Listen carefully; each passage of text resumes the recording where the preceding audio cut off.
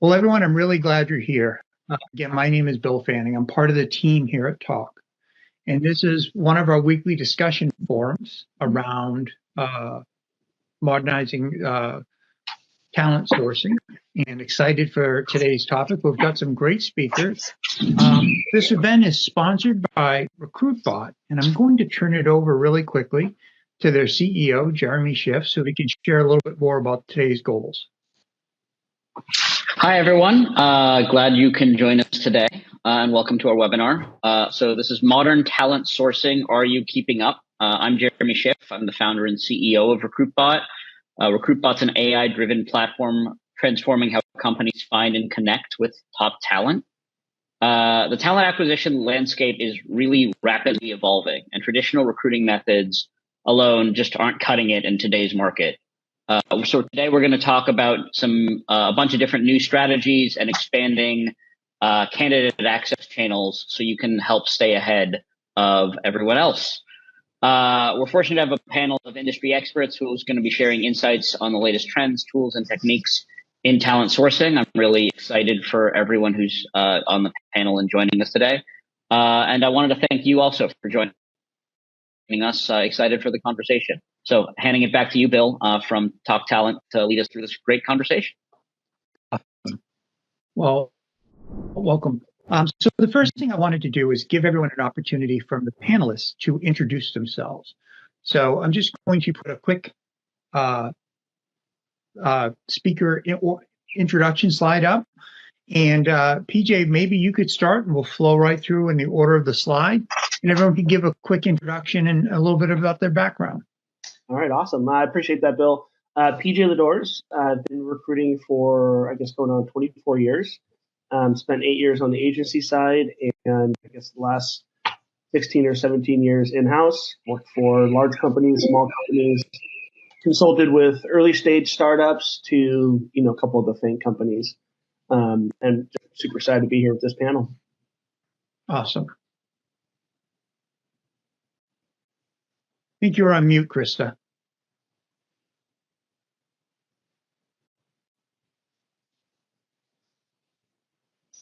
So why don't we jump over to Dean really quickly, because he can do a quick introduction while Krista gets her microphone over. You're not doing it, PJ? You want me to run with it? Guys, no, PJ.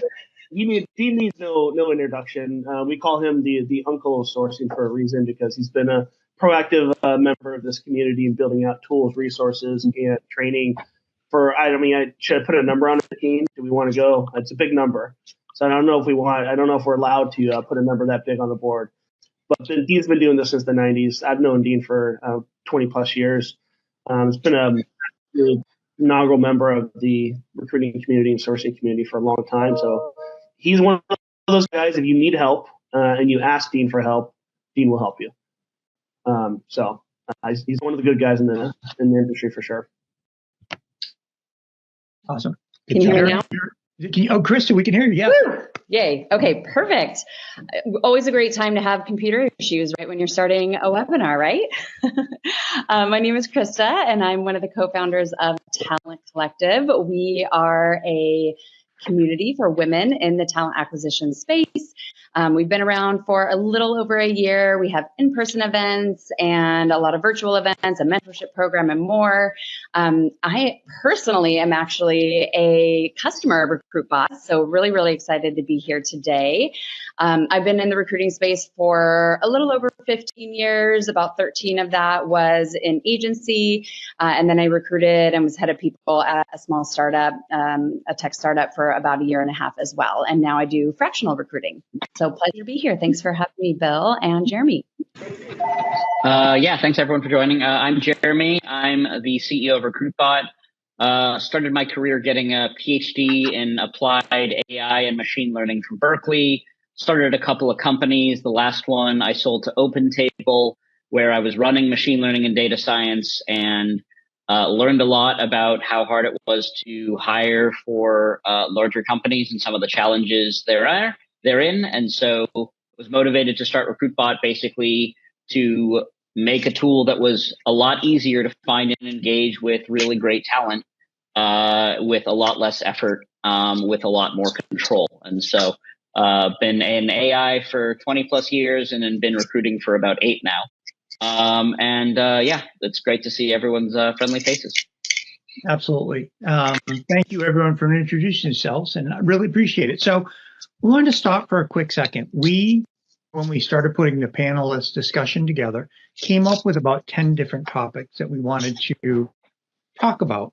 We're going to put them up really quickly in a poll. And what I'd love everyone to do is pick the top 3 that are most interesting to them. And the reason for that is it allows us to focus on things that are important to you, and along with the things that we're prepared to talk about. So, Norma, if you could put that up, that'd be great. And then everyone can take a quick second to answer it.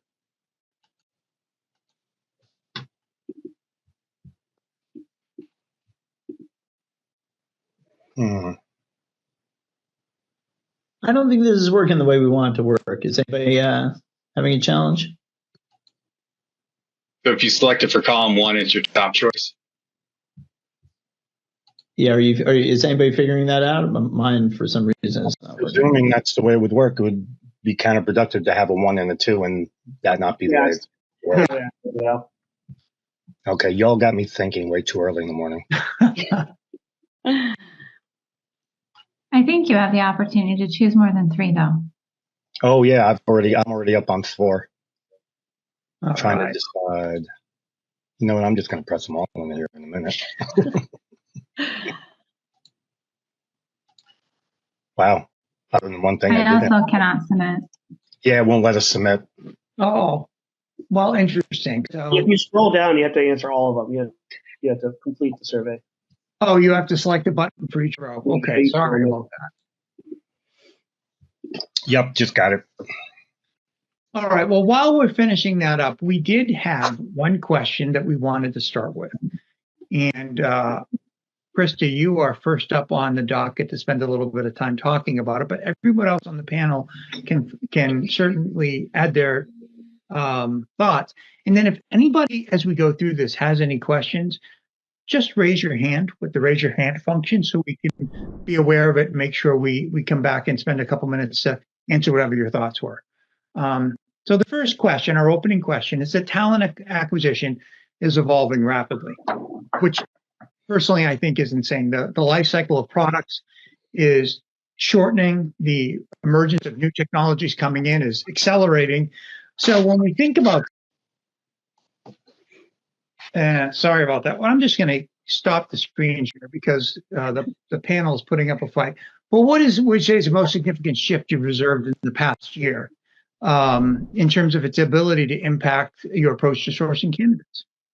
Sure. I've really been fascinated by seeing some tools out there on the market that claim to completely erase like one entire screen in the process. So for example, it might be, some kind of interviewing tool that it essentially replaces the phone screen or the recruiter screen in the very beginning of the process, the recruiting process. So this can be obviously very controversial. I think, with all of the AI innovations out there, there can be this fear that AI is going to take over recruiting or take over our jobs, which I don't agree with. But I think what those tools can do and how they can be beneficial is when you're running a lean team, right? If it's just you and you get 1,000 applicants overnight and you need to whittle that group down to 100 people, right? Or even 50 or 30. So I think there can be a place in the market for solutions like that, but I think like completely taking out a piece of the recruiting pipeline and funnel can be a little controversial, but I'm seeing that a bit in the market right now. Awesome. Anyone else from the panel have any thoughts they wanted to add to that? Yeah, so the basis of the question, Bill, is like really the last year, right? Kind of forward is. Yeah. Yeah, I think there's 2 things that stick out for me. One, I'm a huge abundance of really amazing talent. So I think we've definitely, as recruiters, seen a huge spike in our response rates, regardless of what tool or platform or social media you're using, there's just definitely driving. There's much higher interest in terms of opportunities. And I think the second part, though, as it relates to AI specifically, I'll just kind of flag this because it's the first time I'm having these conversations with the business, and we're talking a lot about the tools the candidates are using. And I'll pick on you, Bill, but glasses. It's been flagged a few times that the interviewers can see people flipping through screens really, really fast, or using the tool in the background to answer questions. So we're starting to see, and I think ethical AI is one of the conversational pieces downstream, but from a candidate perspective, certainly an amazing level, like amazing response rates have spiked, but the use of tools and how candidates are interviewing has also spiked. So it's going to be an interesting, I think, couple of years as we sort through a lot of the AI stuff. But as interviewers, we have to actually now be trained to catch that stuff. No, that's kind of, I feel like that's a last year type thing, right? Absolutely. So yeah, one thing I found that's really interesting is like to sort of double click on Krista's point. There's sort of two major approaches that I'm really seeing in the market that are sort of battling it out. One is trying to completely replace a part of the process with AI, and the other is trying to hypercharge a recruiter's activity, or frankly, an interviewer's activity, to PJ's point, with AI, right? And so you could imagine that a bot is going to represent the interviewer the same way that the bot is going to represent the recruiter for the first phone screen, and things are going to get really weird. But from my perspective, I think the augmentation is definitely winning out more.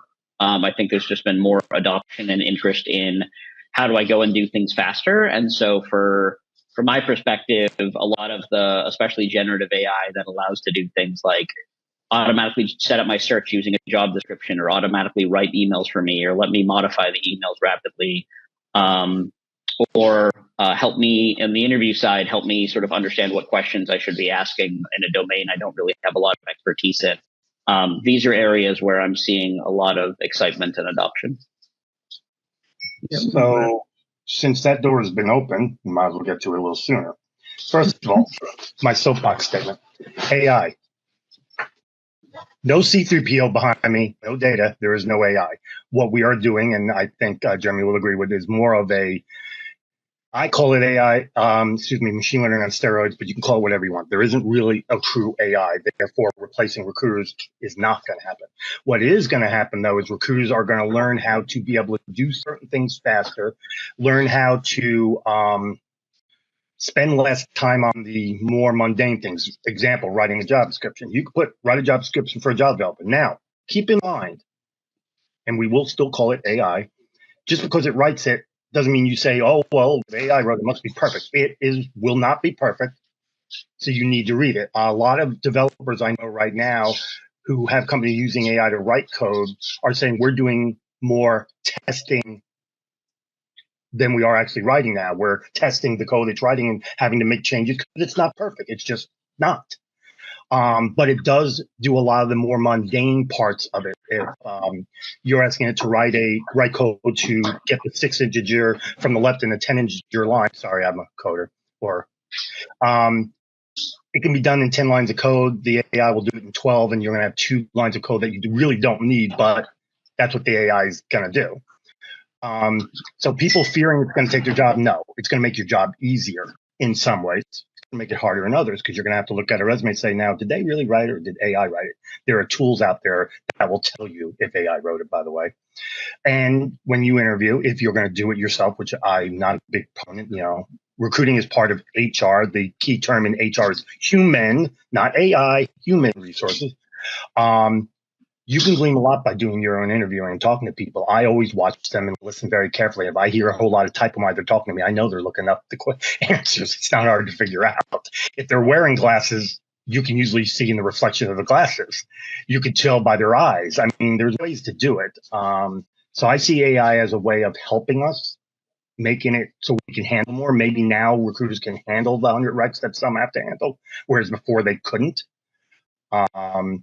But it's not going to replace us. There's just too much of what we need to do that cannot be based on AI. We have to deal with the human condition, and there's no machine out there yet that can completely accurately predict the human condition, because we have emotions, and without so that's it. Now I'll get off my soapbox. Well, Sorry. I appreciate that. And I think you all made some great points. I mean, I definitely am very interested in how AI evolves in the interviewer, in the interviewee process. I actually saw a company recently receive a sizable seed round or A round that is turning candidate avatars into your interviewer, your persona as you're being interviewed via a Zoom call. So it's taking some of the AI capabilities and the video avatar capabilities and combining them, which is a little scary to me, but it's interesting to see how that can develop. So as we were looking at the poll that we just took, challenges in sourcing came up as the biggest or number one thing people wanted to talk about. So I wanted to turn this over to the folks on the panel. And what are the biggest challenges you're facing when expanding recruiting channels? And how have you seen people effectively overcoming some of the challenges that they're experiencing? Well, go ahead, Krista. Oh, I was just going to say, I think people have to use multiple tools now, right? It seems like a lot of people are combining the use of, let's say, LinkedIn Recruiter Lite, or regular LinkedIn Recruiter with a tool like RecruitBot. Like RecruitBot was something that I always went to first. And it's, really was kind of like my source of truth for sourcing. And then, if I needed to drill down, or if I needed a second set of eyes or a second place to go search, LinkedIn Recruiter was somewhere else I could go. I was using Lite at the time, but I've seen a lot of people say that, it's kind of like you have to use several tools at once. I agree with Krista. I'm always a big proponent, and I kind of put together the tech stack for most companies I've worked for, of having two that can. If you look at the sourcing life cycle, there's things you need to be able to do. You got to be able to research. You got to be able to source. You got to be able to extract the information. You got to be able to enhance the information. You want to have two tools at least that can do each of those. And the reason is very simple. If you have one tool based on AWS and another tool based on someone else, and AWS goes down, what are you going to do? Tell your manager you can't get your job done because the tool's down? They're going to say you're fired.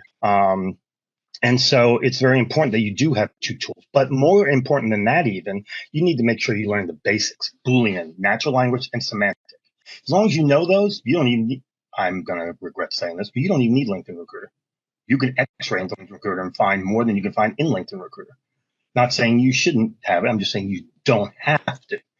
And so I think it's important you learn the basics. My son's a recruiter, and first thing I taught him was the basics first. Then I let him figure out the stack that works best for him for what he looks for. But I agree. If you have the right tools and you have the right basics, there shouldn't be anything you can't find. All you got to do is start thinking, and not thinking like a recruiter. Think like the candidate you're trying to find. Just because you're recruiting, you think, well, they're on LinkedIn. No, 60% of the people on GitHub are not on LinkedIn. So that's a bad assumption. There's 600 million people on LinkedIn, supposedly. There's 3.5 billion on Facebook. So that tells you not everybody's on LinkedIn. Think like the candidate. If the candidate's a data scientist, go to data scientist sites like Kaggle. If the candidate's a job developer, GitHub, Stack Overflow. Not picking on tools. I'm picking on sites right now. If I want to pick on tools, RecruitBot is an excellent choice. I did a video on it. I happen to like it very much. So that's what I'm thinking. It's not a problem as long as you're thinking like the candidate and you're willing to use the different tools and methods, and you know the basics. Yeah, I agree with everything been saying that they're both saying, Bill. One, you need tools, but you can't be 100% reliant on tools, right? Tools fail, or you need a variety of tools. So I often find that sometimes we just live in two different extremes. One, we're too reliant on the tools. To Dean's point, you still have to learn the basics, understand the basics, that can operate, and continue to source and continue your momentum that you need to create for your requisitions and your hiring managers and your clients. You need to be able to do that for yourself, but tools are going to enable you to do that a lot faster, right? So you do kind of need both of those things without living in the extreme of one or the other. I think only source one way or another. That's just the adaptation of sourcing and recruiting over the decades. But the second thing I think we don't talk a lot about is data integrity. And as we move between different tools and different systems, is how are we tracking? How are we staying organized? How do we how are we being visible in our efforts? And this is one of the downfalls of great tools, is how integrated are they? Are the tools talking? Duplicate effort, duplicate candidates. When you're in a bigger organization like mine, how many other recruiters have reached out to that candidate, right? How are we tracking that? So there's a lot of different ways to like cut up the challenges, but as the overall theme is always going to be more and more and more, recruiting is going to be more lean, and the expectations are going to continue to grow. That's the evolution of the job. I think most everybody here probably agrees that's the direction we're going versus removing a recruiter from the equation is going to be higher expectations, and you're going to have the ability to do a lot more in the future. My thing is going to be, are we teaching people to track that, stay organized, and are we still focused on data integrity so the system itself doesn't fall apart? No, that's great. And yeah, from my perspective, not only can these tools sort of give you redundancy in case one goes down, as Dean was describing, but also these tools have like very different capabilities and ways that they think about the problems, right? Like LinkedIn is going to give you certain data about candidates, like maybe they know an event that someone went to or something like that, as opposed to recruiter is going to be something like RecruitBot would allow you to find someone who is a specific DEI group that you care about, or help you expand your job titles beyond the ones that are sort of going to be defaulted on LinkedIn. Similarly, when you're reaching out to people, if you're going to go and reach out to a recruiter and try and hire them, well, a lot of recruiters live on LinkedIn. So using an in-mail is pretty effective. If you're going to go and reach out to engineers, you probably want to use something more like email or social, as Dean was sort of alluding to, because that's where they live and that's where they're going to go and sort of find candidates. So the sort of notion now that there's one tool to rule them all, which used to be LinkedIn, is sort of rapidly shifting as the sort of battle for talent, especially the top talent, is becoming more and more of a big deal. But also a requirement, as PJ alluded to, is you need these tools to be able to talk to each other, whether it's, and most of the time we're seeing this as the ATSs or a CRM is the sort of choke point, if you will, where that's where all of the candidates that are engaged with are all in one spot. And you need all of the systems to be able to talk to and understand that, so you can not have 3 recruiters reaching out to the same candidate within a week or something like that. That can be really problematic. So you need to make sure that you have a tool that deeply links into the ATSs to help with that stuff. I'd like to highlight too, I am also a proud user of RecruitBot. So a lot of the features that we're talking about, there's RecruitBot already kind of solves a lot of these things. So I'm happy to be here with Jeremy. Awesome. Guys, I just put my email in the box for anybody because I saw a bunch of questions. If you guys got questions about finding contact info, about using RecruitBot, since like I said, I did a video on it or anything, email me and we'll get on a call. I'll spend time and show you whatever you need, whether it's finding content info, using RecruitBot, sourcing, X-raying, whatever it is. That's kind of part of what, at least what I want to do. I want to help, everybody. So just so you know, it's in there. That's all, folks. Meet Arby. Arby's in charge here at RecruitBot and is here to help you find more qualified candidates faster than you ever thought possible, sourcing from a database of hundreds of millions of candidates. And better yet, Arby finds the best people for you by using machine learning to understand what all of your favorite candidates have in common, finding the best prospects for your company and your roles, ultimately getting you to ideal candidates 5 times faster. Plus, we make engaging with candidates easier than ever. You can message all your favorite candidates at once with automated and personalized drip campaigns. Arby provides you with end-to-end metrics, so you can improve your entire process and get from search to hire faster and more efficiently, saving you time and money. Ready to meet Arby? Schedule a demo today. That's great. Well, this is a great conversation to move us to a next question, which I think is very tangential to this one. It's around inbound versus outbound recruiting. So the question is, and I'm sure that if anyone's looking at LinkedIn or any platform that talks about this, there's a lot of debate about inbound versus outbound. So I'm curious from the panel, do you believe that inbound recruiting is becoming less effective? And if so, why? And how do you balance those strategies out between your inbound and your outbound efforts? Yeah, I can start with that one, Bill. And I'm assuming we're talking about like applicant referrals compared to sourcing, correct? When we say Or people who apply. Yeah, okay. Basically, you're not going to get them. They're coming. Make sure that the channels were all on the same page. For me, I'm a huge advocate for inbound because I think, especially as somebody that did a pretty extensive job search within the past year window, found myself on the outside looking in. I just found that that's probably reverted 10 years. Companies are overwhelmed. Like, too many applicants are applying to jobs they don't qualify for, or in locations that they don't want to work. The whole system is like really overburdened. But I think historically, I've worked with enough recruiters that don't value that inbound versus their outbound, and I think there's that general, a little bit of attitude from organizations that I can find something better for myself versus what's coming my way. And I've never had that attitude. That bias sometimes creeps up in the way that we operate, especially when you've just got done looking at 500 applicants. But I tend to want to really tamp that down.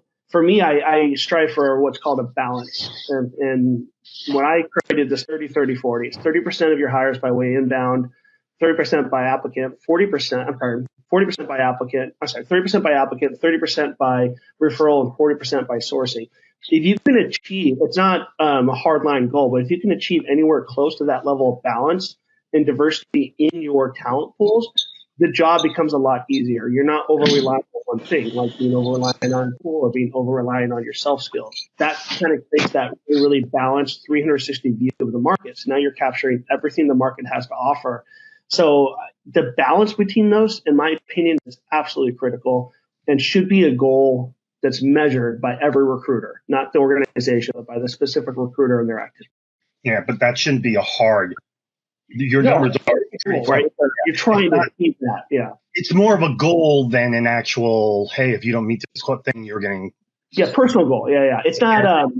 It's not something where like you're 39% and you're a failure, right? Rule of thumb. I think Sherm says 40 to 50% of your hires should be referrals in a healthy organization.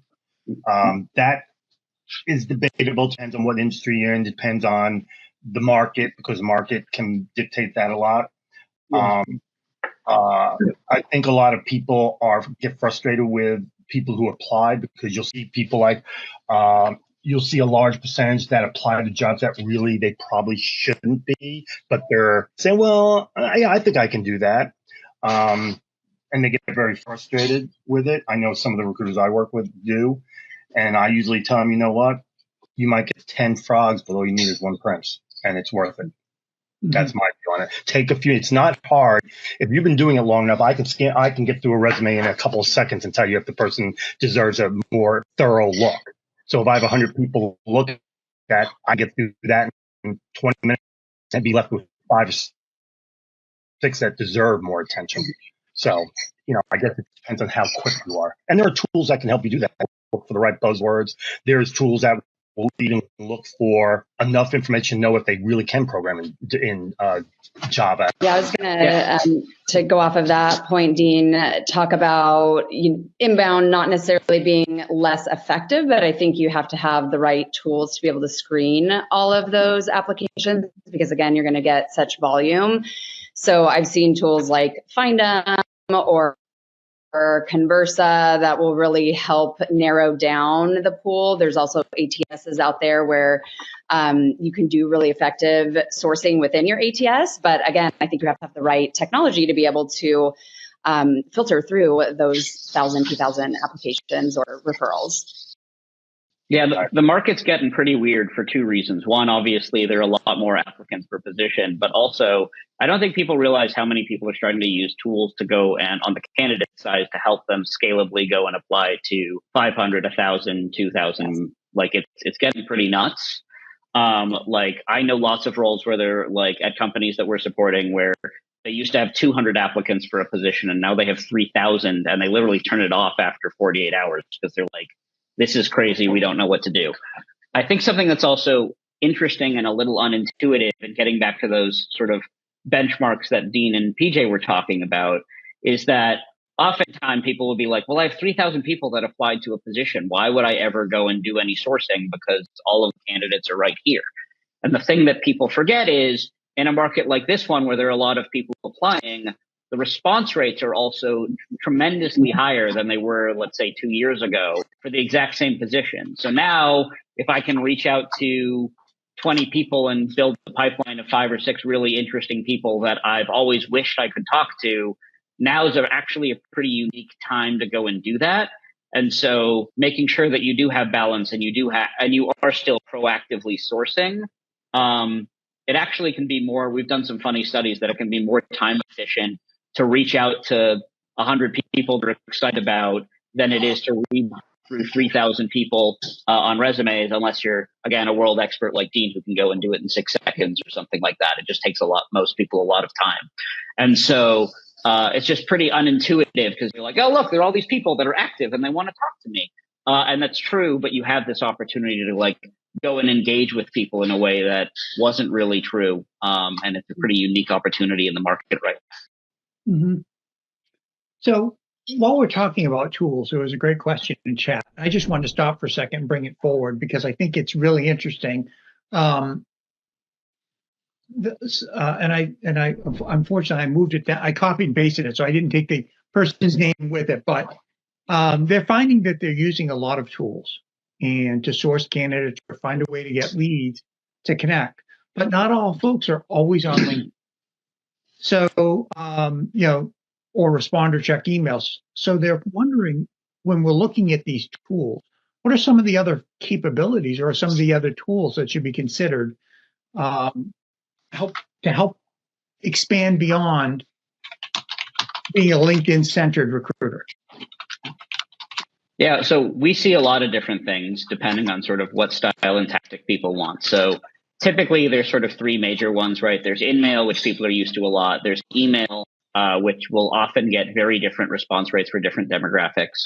And I know it's a little controversial to some people, but phone still works incredibly well for some of the harder to fill roles. If you're good at building rapport rapidly with candidates, oftentimes that'll open things up. There are all sorts of alternatives. Something that we're always striving at RecruitBot is to sort of understand all the social media that a specific candidate's attending. So if you find someone that you're really excited about, send them a message on Instagram or Facebook or Twitter or something like that. It's amazing how many responses you'll get there. And it's also an area that like other recruiters aren't bombarding the candidates with, right? And so if you're like, hey, I really wish I could have gotten a hold of this person, but email and LinkedIn didn't cut it, going after social media or picking up the phone can be pretty transformative. And it's something that I've seen be pretty addictive to people once they see the product of it, but a lot of people are really reluctant to start that way for whatever reason. If you're going to do that, make sure you try to find a way to personalize a little bit. Oh, 100%. Yeah, don't just say, hey, I saw your, come up with something. I'm going to give you guys a good example story. I'm not going to mention the name of the company I work for. There was a guy everybody was trying to get to reply to them. He wouldn't. They finally asked me, and I did a little research on him, found out that he's been to several Comic-Cons, comic book conventions. I'm a nerd. I like comics. And so I reached out to him purely about that. And we started talking about comics. And then he goes, why am I getting so many emails from people at your company? I go, let me check. I already knew, but I pretended to check like I was looking at my ATS. And I said, it appears people think you're a good thing for a good match for the job. Long story short, he started 2 weeks later. But why? Why would he reply to me but no one else? Because I didn't talk to him about the job. I talked to him about something that was important to him and personalized. And luckily, it just happened to be something that I like too. So you got to personalize. And there's always a way to personalize it in some way, shape, or form. And if you can't personalize it, try to appeal to their ego. Another company I worked for, I used to put, are you the Michael Jordan of developers? Now, Michael Jordan is arguably the greatest basketball player ever. I basically asked, are you the greatest? You'd be surprised. I got a 90-something percent reply rate. Now, out of the 90%, about 70 of them were interested just because I appealed to their ego. And then it was a bit of a challenge as well. So personalize or find a hook to get them, but don't be, hi, my name is so-and-so. I work here and I have a job for you. They don't make it about them. What's in it for them, not what's in it for you. That's it. Yeah, I actually interviewed with a company last year, like on this like specific topic of emailing, and I could tell they just wanted to, we did like a role playing, and I kept saying like, look, I'm going to leave it simple. I'm going to leave this messaging very, very simple, very direct to them. What they wanted was like 3 paragraphs on why this opportunity was great. Like, I appreciate what you're trying to accomplish there, dear founder, not a recruiter, but that's not going to work with majority of the market, right? It's not a sales pitch. It's a connection. Sales pitch happens throughout the process. We sell at every stage of the process. But right now, we're just trying to create engagement and connection. And I think you have a lot of pressure from a lot of non-recruiter leaders that like want to see like much more like content or an essay written about how great X is. But to Dean's point, man, I just keep this super simple, right to them.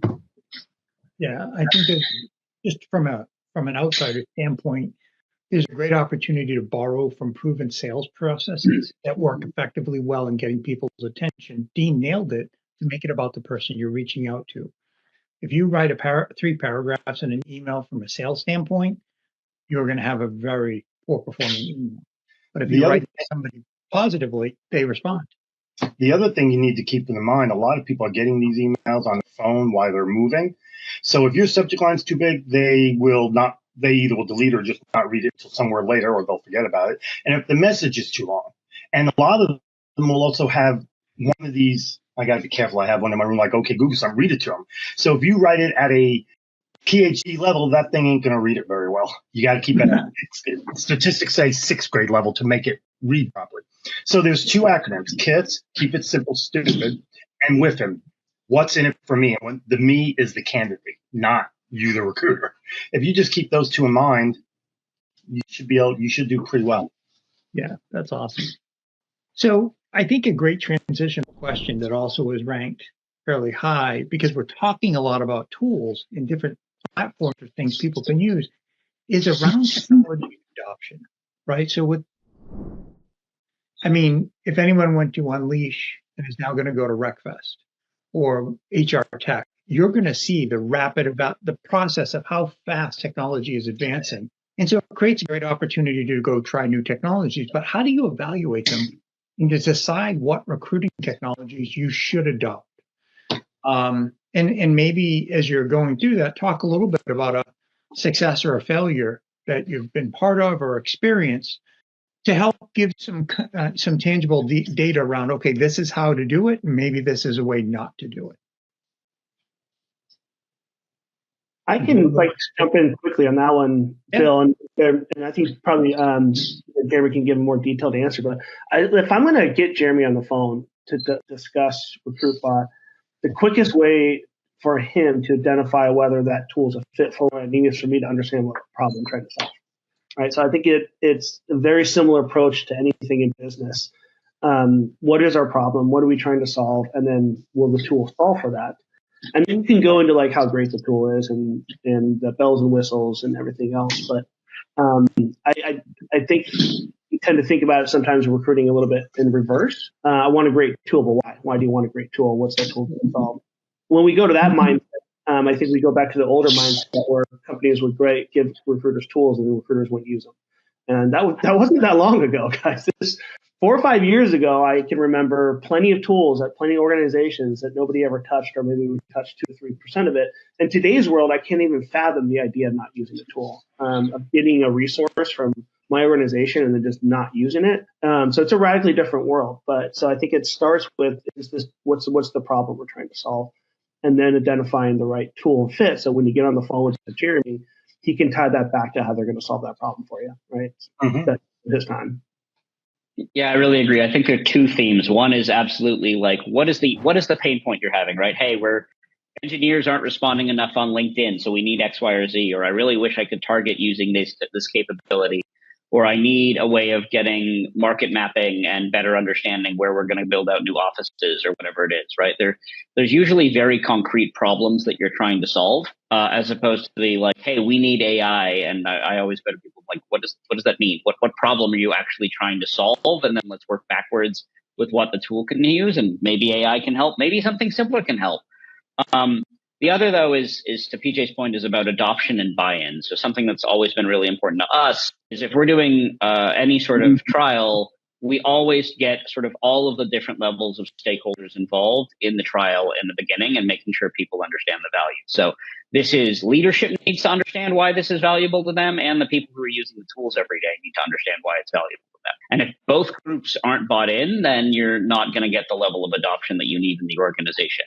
Leadership isn't engaged, then obviously you're not going to get the support you need, or like, hey, we need to get someone from a company like RecruitBot to help answer a question or whatever. You want to make sure that that's something that's strategically relevant and important, and is something that the team needs to sort of holistically do, because obviously you also having more members of your organization using the tool makes it easier to sort of unblock each other. And then if the recruiters aren't involved, it's sort of a no-brainer that it doesn't matter. No recruiter. What's been really great is seeing a shift where if recruiters don't want to use tools, they just don't use the tools. And so you need the recruiters bought in from the beginning that are excited to go and use it, with making sure that they're open-minded enough that they're willing to try something a little different than, oh, I've used LinkedIn for 10 years and this has been good enough, and so I'm just going to stick with LinkedIn. You're going to wake up in a year or two and be very behind the times. Jeremy, can I ask a quick question on that? Because I am curious. Sure. Because you've got a lot of people on the panel here that love tools. Not a lot of recruiters love tools. I don't know what the majority or minority sits in terms of tools, but are you finding that a lot of resistance at the recruiter level for the tool? Like when you're at that stage of adoption, are you finding it? It varies dramatically.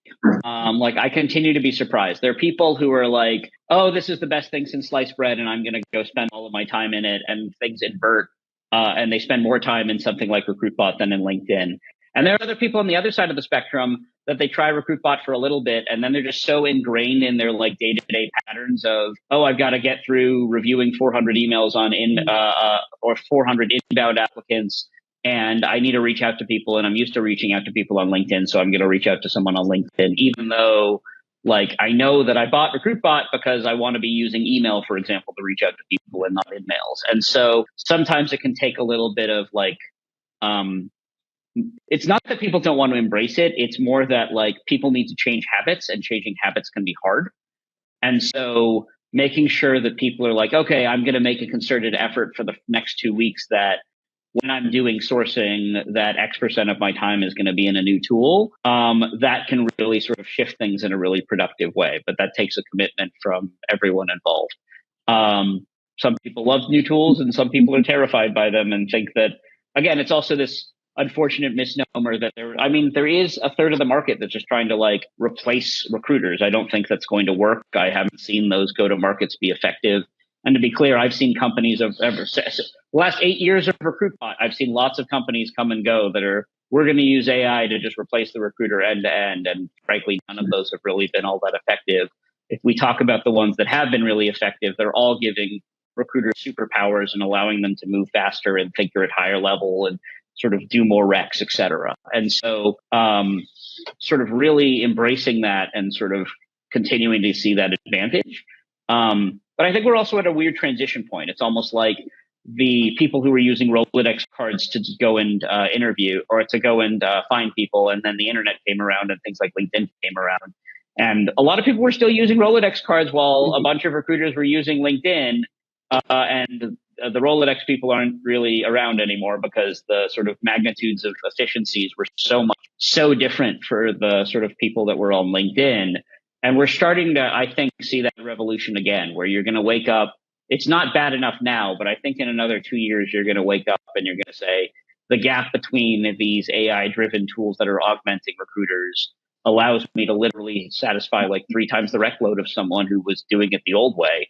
And the nice thing is that means you can command more salary and all those sorts of wonderful things as a recruiter, because hey, I'm doing 3 times the work, pay me double. Like that's a pretty reasonable win-win for everyone involved. I don't think I've won that conversation quite yet, Jeremy, but we're working on it. I'll help you on your pitch. We'll keep working on it. I'm happy to help. Awesome. No, I mean that is super helpful. I think more and more, right? And we talked about it at the beginning, like what's changed this last year, where more teams are going to continue to run lean, and it's you have that kind of that in the back of your head, and thinking, okay, I am more efficient. My activity is much more optimized. I can scale much better. But in a sense, the job is easier and harder. And that's just recruiting. It's always been that way. There's always been whatever we can do more, whatever tool we get or automation we add to our life or some framework that we plug in allows us to continue to do what we do faster. The business is going to ask us to do it faster, right? And that's just the nature of the job. It's the evolution that's never going to continue or stop. So is our job easier? No, it's harder. We have a lot more tools that make the harder parts easier. Yeah, So, I think the innovation is accelerating, and I think that's actually the challenge, right? So it's like, what tools do I invest in, and where do I spend my time to get better? Because I think it's less. I think it's more. There's more opportunity than ever to go and be a more effective and faster recruiter, but you can't obviously go and try 30 different tools to go and work out. You've got to make educated guesses about which ones to go and invest in. Yeah. One thing I'll add real quick is I think the company's customer success and account management plays a huge role in adoption. And Jeremy, I think that's one of the things that your team has done so well. My man, Daniel, is like my guy. I can't tell you the number of times I was in such a pinch and like couldn't figure out a role or, whatever the case was. And, he basically was like my right-hand person. Like, so one, I'll say vetting, do they have a good customer success department? Do they have someone who can get back to you right away if you need help with the tool? And then second, I think we talked about this a little at the beginning of this conversation, but not every tool is right for every company. One example I'll give of that, this isn't a recruiting tool that I use, but for our community, when we launched Talent Collective, we started out with one community platform that within 2 months we realized was not the right platform for us. And I don't think we really considered where we were right then in time, but we weren't considering where we were going. So that's the other piece, is what is your growth trajectory, right? Like some solutions out there are better for small businesses and some are better for large businesses, for example. And so vetting that in the process, and then also coming to terms with, okay, where are we headed as an organization, and is this the right tool for me? I think one thing real quick that was brought up earlier, as it relates to tools and adopting or not adopting them, using or not using, nature has this thing, adapt or die. And it's the same thing for recruiters.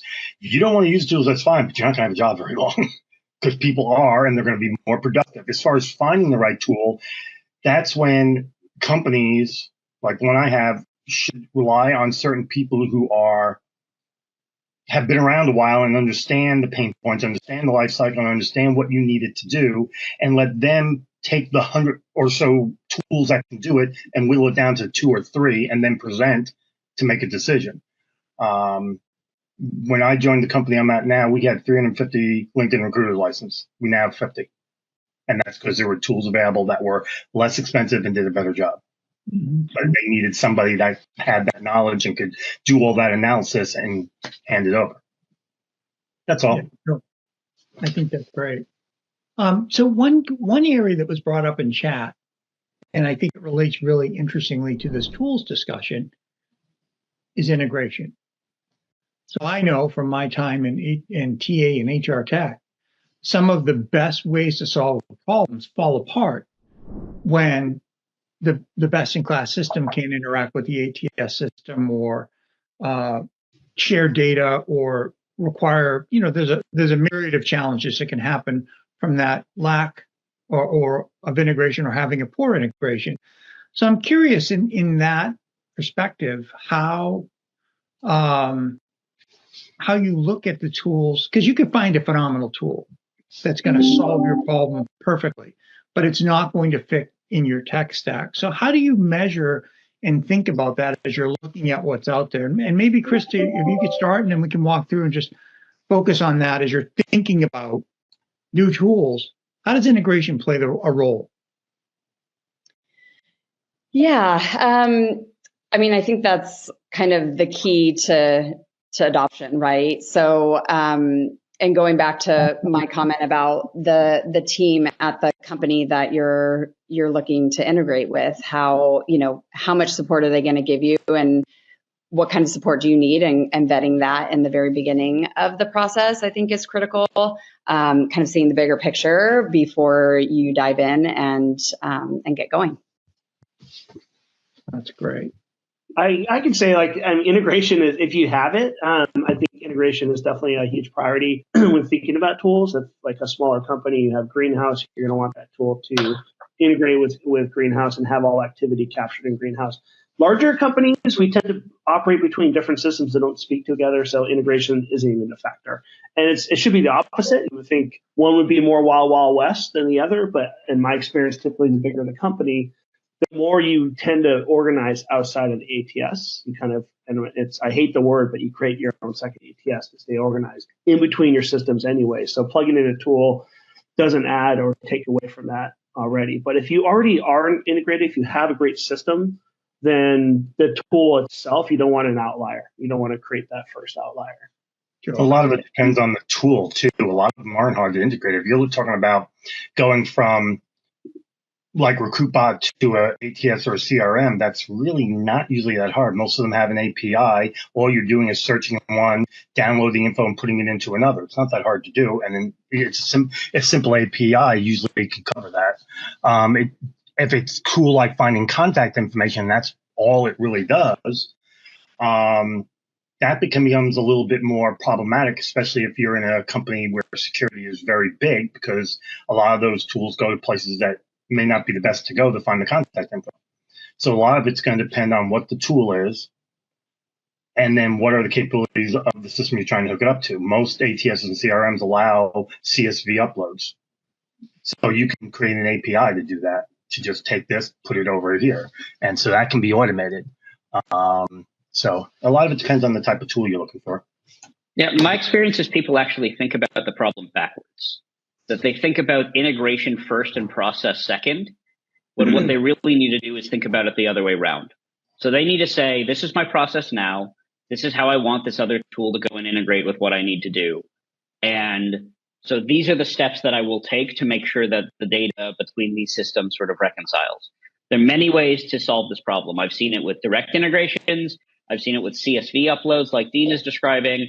I've even seen it with indirect things like, oh, well, you already know the LinkedIn candidate, and so I can go to LinkedIn and then use the ATS's like LinkedIn plugin to know whether or not a candidate's already in the ATS. So they're like different levels of, if take PJ's scenario where you're in a huge company where you're not allowed to go and connect those systems directly, that sort of indirect solution can be really helpful. And so really being thoughtful about like, hey, this is the process that we have, and talking to your vendors about what are the best practices given the limitations that I have to go and do that, as opposed to the number of companies that I just say are like, do you have an integrationist with X? And I'm like, yes, and they're like, great. And I'm like, wait, there are like 8 different things I could do with that integration. What do you like? It's not checking a box. It's like, what specifically do you need for your specific workflow, and making sure that it's accommodated, right? And different recruiters have incredibly different workflows. It's actually one of the things that we learned the lesson the hardest in the first couple of years of RecruitBot, is we started with the grand unified theory of recruiting, and we're rapidly learned that there isn't one, and that there are definitely best practices and worst practices, but recruiters work in wildly different ways. And so you need tools that can accommodate the workflows of the individuals. And so starting with process and then backing into the integrations, at least we found is more effective for getting adoption. Awesome. Well, folks, we have 5 minutes left. So what I'd love to do is ask one final question for our panelists to spend a couple seconds helping put some thoughts around. But to the panelists, if you could give one piece of advice or one suggestion to the talent acquisition leaders that are here who are looking to modernize their recruiting strategies, what would it be? What would your guidance be in that? If you were asked that question. One thing that I see a lot of the women in our community doing is they join peer groups within the community, and so they're in niche groups of similar company and size and stage of, whether they're startup or enterprise. And so they can all talk to each other and get advice from each other on what's working and what's not. And so I think that's really effective. Or even like solo recruiters, right? Like they're going to need a very different suite of tools than, a larger team. So they all really find a lot of value in that and talking to their peers.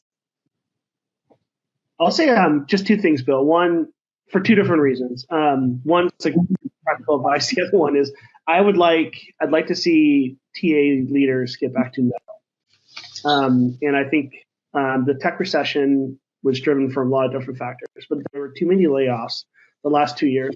Organizations that didn't hire correctly. Overhiring is an incredibly atrocious excuse to lay off. Right? That should have never happened. It should have been solved much later. So I think getting back to the art of no, having TA leaders stand tall in those executive meetings and really be that voice is missing, in my opinion, in the last couple of years. I think we got a little bit soft at that at some layers. And then probably the second part is I think about how we're going to continue to innovate. I think about the balance. So treat your balanced activity. You have referrals, you have applicants, and you have source. Every single one of those requires a separate strategy and different tools. One tool can do most of the work on all those ones, but you have to have an idea of what those numbers are and a collective strategy towards achieving those numbers and use tools and resources along the way. But they require different, it's a different muscle. And it requires a different, potentially different set of resources. So think about how you're going to handle volume and keep that balance across all of your talent channels. And then stand taller and say no more often. We need to get back to that. We used to be actually interviewed on that, Dean. You remember that back in the day? And Krista, they would ask the recruiter, they would test your ability to say no. And I think we've moved away from that the last decade. I'd like to see that. I got asked to write a Boolean string. I got up and walked out by a person that had been a recruiter for 5 months was asking me how to write a string. And I just got up and walked out. The manager caught me, but I didn't take the job. But Dean's never had all hard with no, that's for sure. Yeah, I think one thing, and I've been a manager, I've been director, I've done all that. The one thing I think there's an old saying about walking a mile in someone else's shoes. I think every TA leader, at least one day a year, should go back to being a recruiter or a sourcer, because I think they forget what it really is like. And therefore, when they make decisions without remembering what it was like to be a recruiter, to be a sourcer. And I think if they just went back just one day a year, a couple hours of recruiting, a couple hours of sourcing, they'd start remembering everything, and then it would allow them to make a more informed decision for the people actually doing the job rather than what they think is happening. Because I know a lot of leaders and managers who just don't remember what it was like. So I think that would be a great thing to do. Yeah, and from my perspective, just getting out of your organization, and just continuing to talk sort of between recruiters, sort of similar to what Krista was saying in terms of peer education and that sort of thing. The easiest way to keep abreast of all of the stuff that's so rapidly changing is leveraging people that are already spending a lot of time, right? Most people in our network know a couple of people or tools. Leverage their energy, so you can say, great, I've seen these 20 tools. Which are the 2 or 3 I should really go and spend my time with? And that can be really helpful in not only just what should I ask, right? Like what are the gotchas that wouldn't even occur to me that are going to be sort of context specific to your specific organization. Awesome. Well, guys, I'm putting up on the screen because we're coming to the end of our time. If anyone who's attending would like to have an ability to dig a little bit deeper in the conversations or the topics we've had, you can schedule a 20-minute call with Jeremy himself. He's a wealth of knowledge and absolutely can help dig into this a little bit more, whether it's just the practical recruiting stuff or a little bit more deeper into RecruitBot itself. Which is awesome. And from the community standpoint, I'm glad you're all here from Talk. This is absolutely our primary mission, is to create a venue where recruiters, talent acquisition leaders can come together, collaborate, connect, and evolve in the practice of talent acquisition. So super excited you're here. It is 2:00. So thank you everybody very much for coming, and appreciated everyone's active participation, great questions in chat, and we'll be getting together again soon. So we're excited to see you on our next session. Thanks everybody. We're going to shut the call down now, and to our panelists, thank you very much. I think that was amazing information you shared with us, and definitely a situation where I've walked away with a couple new data points, which